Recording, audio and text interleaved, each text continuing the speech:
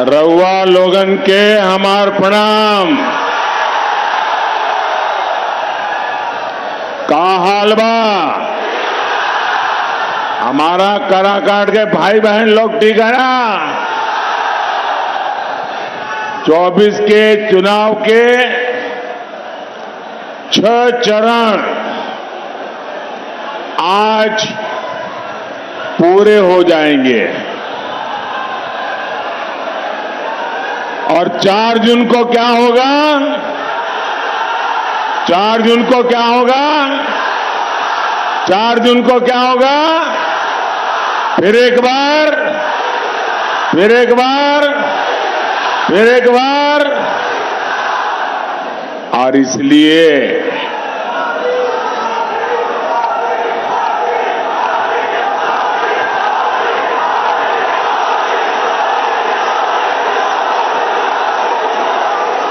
मैं इस चुनाव में हिंदुस्तान के हर कोने में गया हूं।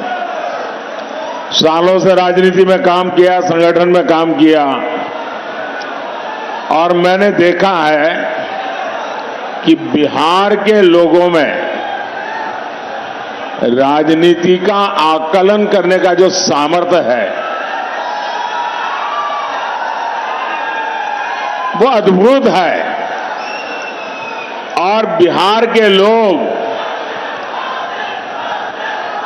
इन चीजों में इतने पक्के होते हैं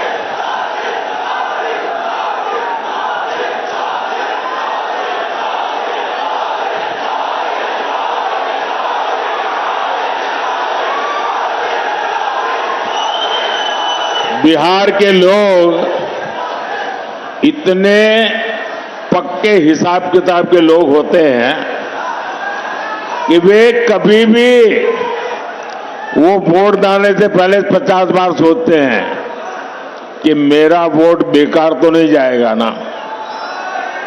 ये समझ बहुत कम लोगों को होती है जो बिहार को है।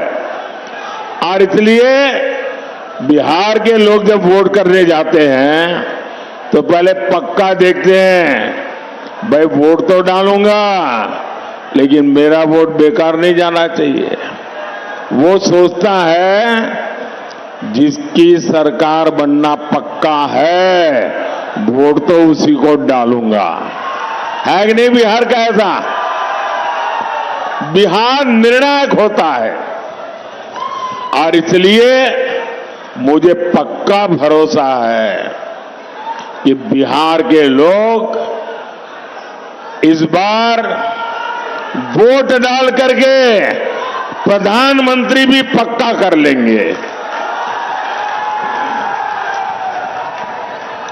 साथियों, 4 जून की शाम होते होते बिहार में एक और काम होगा। बताऊं क्या होगा? ये अखबार वाले लिखेंगे कि मोदी भविष्यवाणी कर रहा है। मैं भविष्यवाणी नहीं कर रहा हूं, लेकिन मैं आपको बताता हूं। 4 जून शाम होते होते आरजेडी वाले कहेंगे कि कांग्रेस ने लुटिया डुबो दी।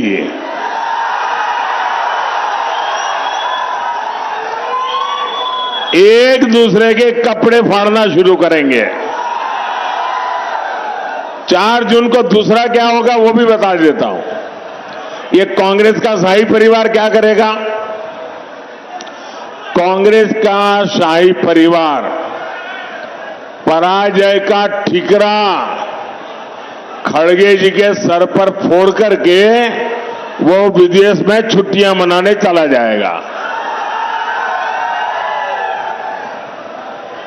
और बेचारे खड़गे जी कार्यकर्ताओं का गुस्सा सहते सहते थक जाएंगे। भाइयों और बहनों, कांग्रेस, आरजेडी और इंडी गठबंधन को देश बार बार खारिज कर चुका है, नकार चुका है। इनके पास न विजन है, इनके पास सिर्फ और सिर्फ कंफ्यूजन है। इनके पास हौसला का नामो निशान नहीं, इनके पास हताशा ही भरी पड़ी है, इनके पास नीति नहीं है, निर्णय लेने की क्षमता नहीं है, ये सिर्फ नकारापन लेकर के जी रहे हैं। दशकों तक इनकी पूरी राजनीति डरो और डराओ के मंत्र पर चली है, लेकिन मोदी ने इनका ये जो डर का गुब्बारा है ना, उस गुब्बारे को ही फोड़ दिया है और हालत तो ये है कि मोदी उनके डर को भी डराता है। साथियों, ये इंडी गठबंधन वाले देश को डराते थे, देश को ऐसा डराते थे और 70 साल से डराते थे। क्या कहते थे? अयोध्या में अगर राम मंदिर बना तो देश में बवाल हो जाएगा, खून की नदियां बहेगी। आज रामलला भव्य मंदिर में विराजमान है, कोई बवाल हुआ क्या? कोई खून की नदियां बही क्या?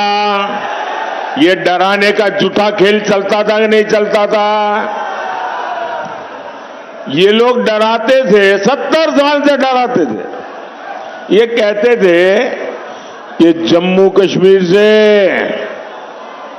370 अगर हटा तो ये पाकिस्तान में चले जाएंगे, अगर 370 हटा तो आग लग जाएगी, अगर 370 हटा तो देश में बम धमाके होंगे।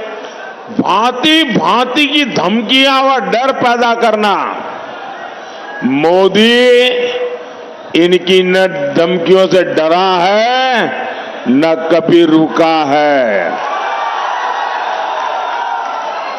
धारा 370 हटा के नहीं हटा, धारा 370 की दीवार गई कि नहीं गई? कश्मीर और हिंदुस्तान के बीच की ये दीवार को तोड़ा कि नहीं तोड़ा? सीना तान के तोड़ा कि नहीं तोड़ा? मुझे बताइए, कहीं आग लगी क्या? कोई पाकिस्तान भाग गया क्या? देश में बम धमाके हुए क्या? डराते थे। साथियों, ये डरपोक कांग्रेस और ये डरपोक आरजेडी वाले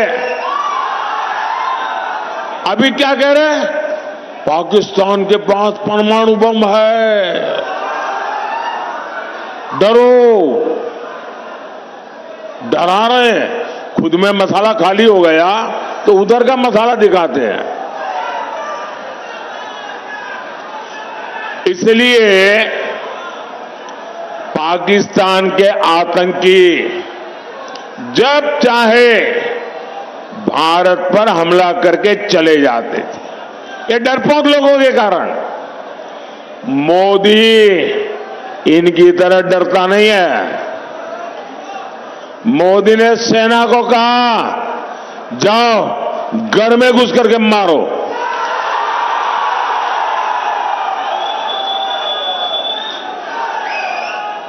आज पाकिस्तान कुछ करने से पहले 100 बार सोचता है। इसी कांग्रेस के राज में,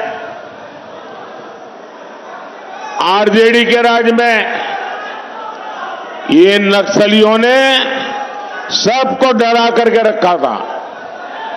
मोदी डरता नहीं।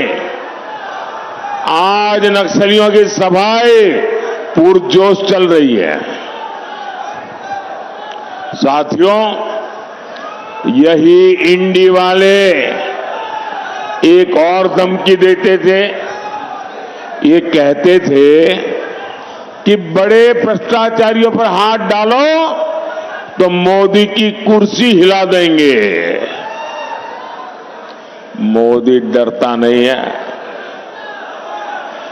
जिसने चोरी की है, जिसने गरीब को लूटा है, और कितना ही बड़ा शहंशाह क्यों ना हो, कितना ही बड़ा शहजादा क्यों ना हो, कितना ही बड़ा अपने आप को तिस्मार का क्यों ना मानता हो, उसको जेल जाना पड़ेगा, जेल में जीना पड़ेगा। और रोज जेल की रोटी चबा करके ही उसकी जिंदगी पूरी होने वाली है।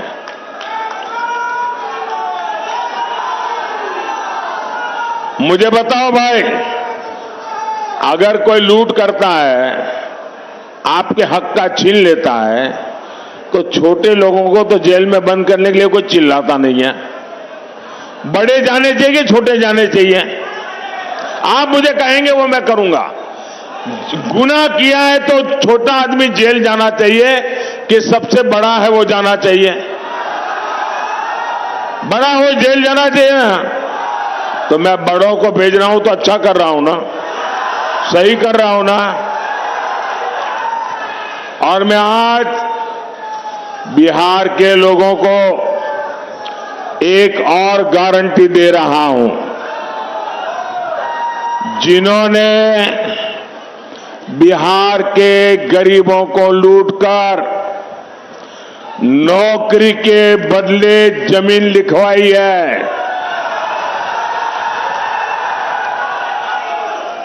कान खोल के सुन लो, उनका भी जेल जाने का काउंटडाउन शुरू हो चुका है।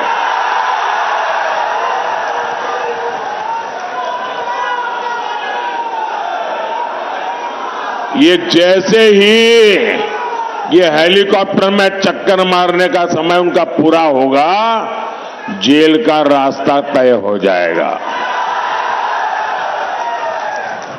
बिहार को लूटने वालों को एनडीए सरकार छोड़ेगी नहीं। और ये एनडीए की गारंटी है, मोदी की भी गारंटी है। भाई और बहनों, ये इंडी गठबंधन वाले अपने राजनीतिक स्वार्थ के लिए कुछ भी कर सकते हैं। ये लोग बिहार और बिहारियों के अपमान के खिलाफ आवाज तक उठाते नहीं है। कांग्रेस के पंजाब के नेता ने बिहार से वहां काम करने गए, वहां मेहनत करके ईमानदारी से जीवन जीने वाले हमारे बिहारी मजदूर भाई बहनों का घोर अपमान किया, बदले शब्दों में अपमान किया। कहा अब हम उन्हें बिहारियों को पंजाब में घर नहीं देने देंगे, घुसने नहीं देंगे। कांग्रेस के मिनिस्टर ने कहा है, कांग्रेस के शाही परिवार ने इसके विषय में मुंह पे ताला लगा दिया है। क्या कभी कांग्रेस के शाही परिवार ने बिहारियों के इतने बड़े अपमान के लिए बिहार से माफी मांगी क्या? बिहारियों से माफी मांगी क्या? और ये इनको लालटेन लेकर के मुजरा करने वाली जो जमात है, वे भी बिहारियों का अपमान हो रहा है और कांग्रेस के चरण चूम रहे हैं। कांग्रेस के खिलाफ एक शब्द बोलने को तैयार नहीं है, कांग्रेस का जवाब मांगने को तैयार नहीं है। आरजेडी में हिम्मत नहीं कि बिहारियों के अपमान पर वो कांग्रेस को एक शब्द भी बोल पाए।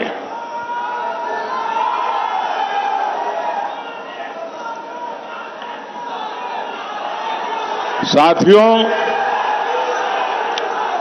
इंडी गठबंधन के एक साथी डीएमके के नेता ने बिहारियों के लिए बद्दी बद्दी गालियां बोली।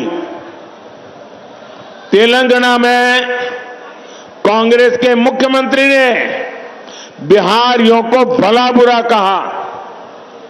पश्चिम बंगाल की मुख्यमंत्री आए दिन बिहारियों को गालियां देती है, लेकिन आरजेडी और कांग्रेस के नेताओं ने उनके मुंह से इन लोगों को उनके खिलाफ एक शब्द बोलने की हिम्मत नहीं है। इन लोगों को आपके स्वाभिमान की चिंता नहीं है, इनको बिहार के गौरव की चिंता नहीं है, इनको बिहार के होनहार नौजवानों के प्रतिष्ठा की चिंता नहीं है। इनको सिर्फ और सिर्फ अपने वोट बैंक की चिंता है। उनको सिर्फ आपके वोट छीनना है, उसके लिए भांति भांति की भाषा का उपयोग करते हैं। इनके लिए बिहारियों का सम्मान कोई मायने नहीं रखता। साथियों, मैं हमारे जो फर्स्ट टाइम वोटर है, जो पहली बार वोट करने के लिए जाने वाले हैं, उनको जरा जंगल राज पार्ट 2 से सावधान करना चाहता हूं। ये जो फर्स्ट टाइम वोटर है ना, उनका जन्म होने के बाद उनको जंगल राज कितना भयंकर था वो देखने का अवसर नहीं मिला, क्योंकि यहां एनडीए वाले काम करना शुरू किए। लेकिन जो जंगल राज वालों ने था, जो मुसीबतें खड़ी कर दी थी, ये जरा फर्स्ट टाइम वोटरों को पता होना चाहिए। वो समय था शाम होने के बाद बाहर निकलना मुश्किल था। बाहर से कोई रात में ट्रेन से उतरता था तो स्टेशन से बाहर नहीं निकलता था, रात भर स्टेशन पे पड़ा रहता था। सुबह उजाला होने के बाद फिर अपने गांव की तरफ निकलता था।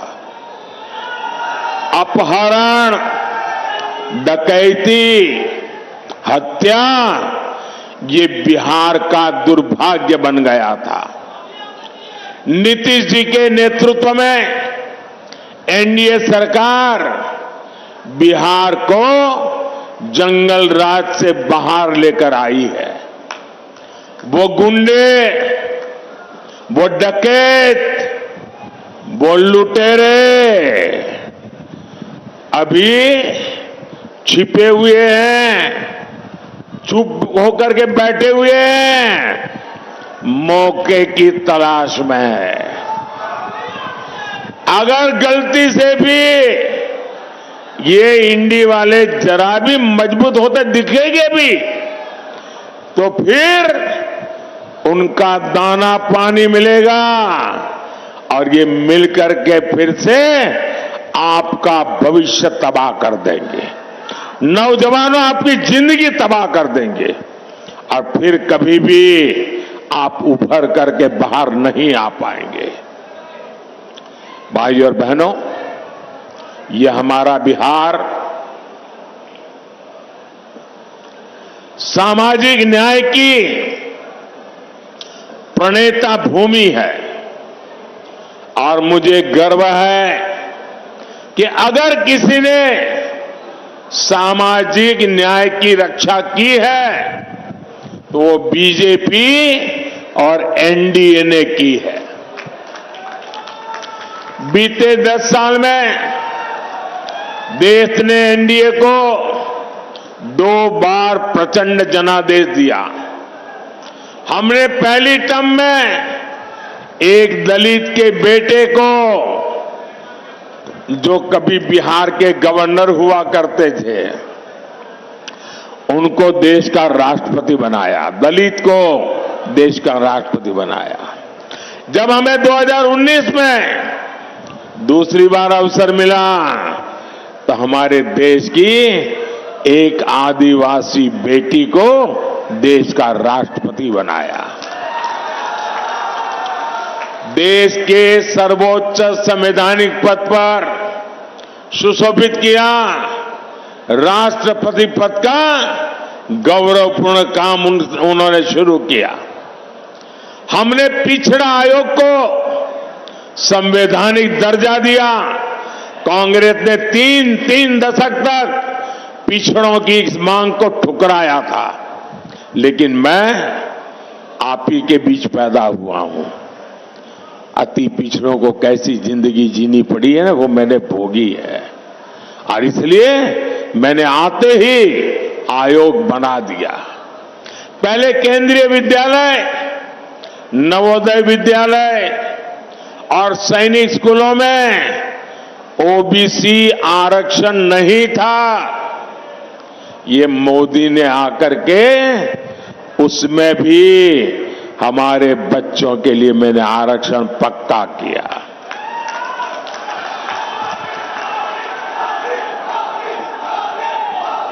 मेडिकल की पढ़ाई में भी केंद्रीय कोटे में पहली बार ओबीसी आरक्षण हमने लागू किया। ये हमारा ट्रैक रिकॉर्ड है। साथियों, इसकी विपरीत आज इंडी गठबंधन वाले एससी, एसटी, ओबीसी, अति पिछड़े, उनका सबका आरक्षण छीन किए की एक बहुत बड़ी साजिश रच रहे हैं। मैं देश को अवगत कराना चाहता हूं, ये मेरा कर्तव्य बनता है कि देश को मैं जानकारी दूं। इंडी गठबंधन ने हजारों शैक्षणिक संस्थानों में एससी, एसटी, ओबीसी, अति पिछड़ा को मिलने वाला आरक्षण बंद कर दिया, और वो सारा का सारा अब मुसलमानों के लिए रिजर्व कर दिया है। ये जो किया है वो मैं बताता हूं। एक ही झटके में दलितों, पिछड़ों, अति पिछड़ों, उनका आरक्षण खत्म कर दिया। इन्होंने संविधान को ताक पर रखकर मुस्लिम जातियों को रातों रात ओबीसी बना दिया, ओबीसी के हक का आरक्षण दे दिया। अभी आपने 2 दिन पहले कलकत्ता हाईकोर्ट का जजमेंट देखा होगा। कलकत्ता हाईकोर्ट ने ऐसी डांट लगाई है क्योंकि वहां 77 मुस्लिम जातियों को रातों रात ओबीसी बनाकर ओबीसी का हक उनको दे दिया था। भाइयों बहनों, हाईकोर्ट ने ऐसी थप्पड़ मारी है, उनको ठिकाने लगा दिया है। ये ऐसे आपके साथ धोखाबाजी करने वाले लोग हैं, ये संविधान की पीठ पे छुरा भोंकने वाले लोग हैं। लेकिन इनसे भी इनकी साजिशें कम नहीं हो रही है। साथियों, इंडी वाले चाहते हैं कि बार बार मुस्लिम आरक्षण का ये मामला कोर्ट में न फंसे, कोर्ट हर बार रिजेक्ट न करे। तब उपाय क्या? तो इंडी गठबंधन वालों ने पक्का कर लिया है कि अगर वो दिल्ली पहुंचेंगे तो पहला काम ये संविधान को बदल देंगे। संविधान को बदल करके एससी, एसटी, ओबीसी का आरक्षण वो मुसलमानों को देने का संविधान में बदलाव करेंगे ताकि कोर्ट उनको परेशान न करे। ये खेल खेल रहे हैं। भाइयों बहनों, मैंने ठीक 1 महीने पहले इंडी वालों को चैलेंज किया था। देश के हर राज्य में जाकर के बोला हूं। मैंने उनको इतना ही कहा कि भाई अगर आप चुनाव में आए हो, जनता जनार्दन ही देश के मालिक है। जनता जनार्दन को लिख करके दो कि हम सत्ता में आएंगे तो हम संविधान में परिवर्तन नहीं करेंगे, हम सत्ता में आएंगे तो एससी, एसटी, ओबीसी का आरक्षण छीन नहीं लेंगे, हम सत्ता में आएंगे तो धर्म के आधार पर आरक्षण नहीं करेंगे, हम मुसलमानों को यहां से छीनकर उनको नहीं देंगे। लिख करके दो ना, मैंने कहा 1 महीना हुआ, 1 महीना लिखने की बात छोड़ो, बोलने की हिम्मत नहीं है उनकी। इसका मतलब पेट में पाप है। बिहार में मेरा यादव परिवार है, बिहार में मेरा कुर्मी परिवार है, बिहार में मेरा कुशवाहा परिवार है, बिहार में मेरा कलवार परिवार है, बिहार में मेरा तेली परिवार है, मेरा सूरी परिवार है, मेरा कानू परिवार है, मेरा निषाद परिवार है, मेरा पासवान परिवार है, मेरा रविदास परिवार है, मेरा मुसहर परिवार है। ऐसी हर जाति के सबसे बड़े दुश्मन अगर कोई है तो ये आरजेडी कांग्रेस वाले हैं। ये मुखौटा सामाजिक न्याय का लगाते हैं, लेकिन तुष्टीकरण करते हैं, वोट बैंक की राजनीति के गुलाम हो चुके हैं और वोट बैंक वाले जैसे नचाए ये नाचते रहते हैं। और 24 के इस चुनाव में मोदी ने उनको बेनकाब कर दिया है, उनका मुखौटा मैंने नीचे उतार दिया है। साथियों, मोदी इनकी साजिशों का भी पर्दाफाश करेगा और विकास के लिए भी उतनी ही मेहनत करेगा। आने वाले 5 साल बिहार के विकास के लिए अभूतपूर्व रहने वाले हैं। ये जो डेडिकेटेड फ्रेट कॉरिडोर यहां से गुजर रहा है, यहां 4 लेन 6 लेन के हाईवे बन रहे हैं, इनसे कंस्ट्रक्शन से जुड़े हर सेक्टर में अब रोजगार बढ़े। आने वाले समय में यहां लॉजिस्टिक्स सेक्टर के लिए, भंडारण से जुड़े सेक्टर के लिए बहुत संभावना है। रोहतास हो, कैमूर हो, औरंगाबाद हो, इस पूरे क्षेत्र में कृषि आधारित उद्योगों और दूसरे उद्योगों के लिए नए अवसर बनेंगे।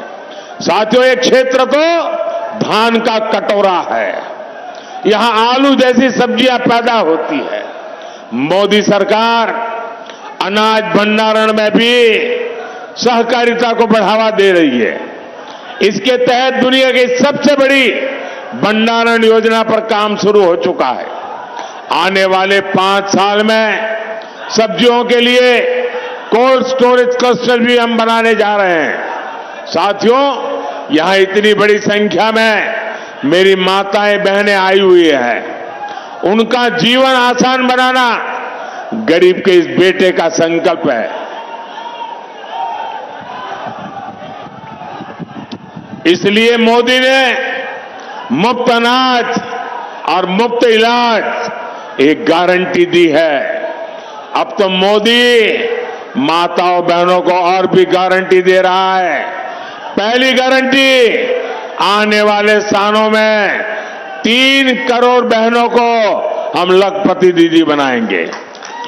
आने वाले दिनों में हर परिवार में जो बुजुर्ग है, 70 साल से ऊपर है, अगर वो बीमार है, इलाज की जरूरत है, तो उनके बेटे बेटी को इलाज का खर्चा नहीं करना पड़ेगा।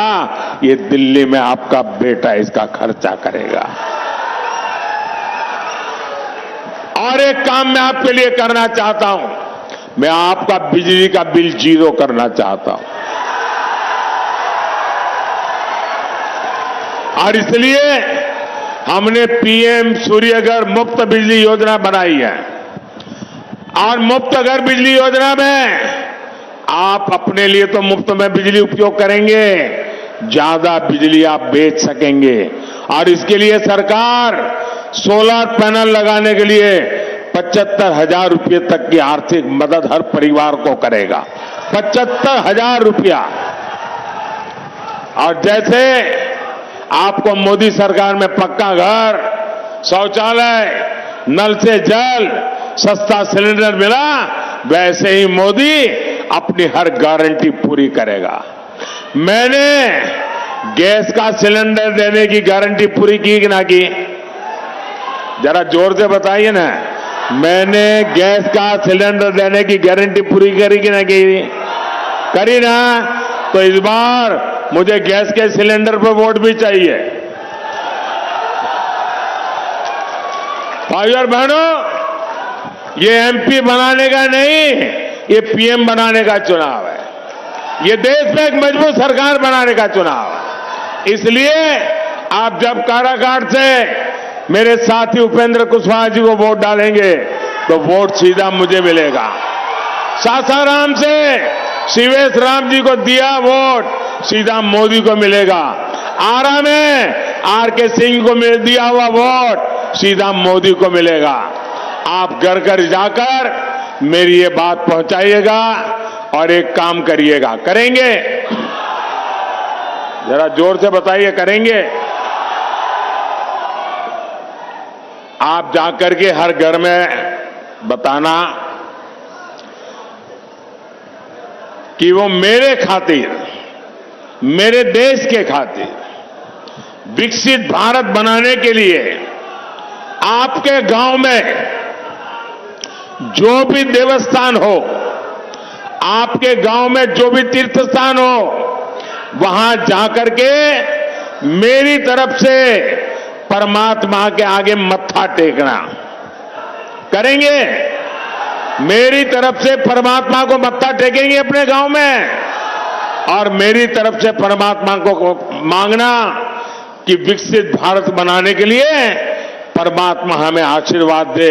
इतना काम करेंगे? पक्का करेंगे?